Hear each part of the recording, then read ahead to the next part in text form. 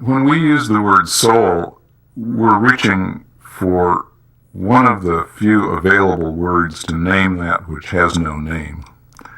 We're reaching for the inner mystery of what it means to be human. I sometimes call it the 3 a.m. experience, when you wake up and realize I'm not my role, I'm not my latest failure or success. I am just, what? Me. I am a self. In some religious traditions, I am a child of God. I am a created being. And that's all I need by way of justification. There's an inner voice, I think, that wants to keep telling me that. A voice that wants to keep saying, don't get hung up on either your failures or your successes. You have only one gift to give in this world, and that's who you are, your identity and integrity, your selfhood. And stay as close to that gift as you possibly can.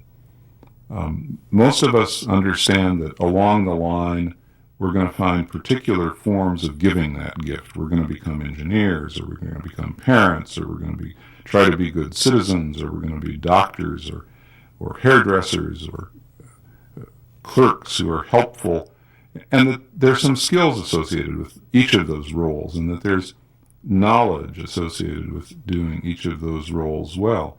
So I'm not blinking the fact that there's work to be done to serve well in the world.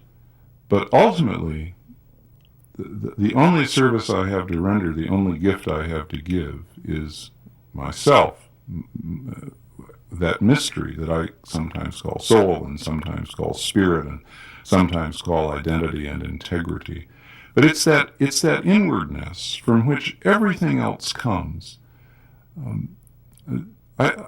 We know, it's so interesting to me that we want to ignore this inwardness, that we want to ignore I'll call it the education of the heart, always because we're so obsessed with educating people to make the right moves.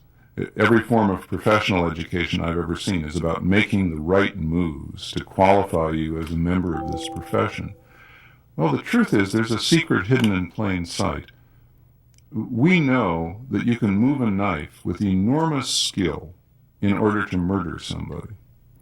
We also know that you can move a knife with enormous skill in order to heal somebody. What makes the difference between those two acts is not the skillfulness of the hand that holds the knife. It's the heart that moves the hand. And if we don't start getting as concerned about educating that heart, that spirit, that soul, whatever you want to call it, that human inwardness from which work of every sort flows, if we continue to be obsessed with the skillfulness with which the hand moves, we're just missing the point. And we're not educating people for the healing work that the world needs.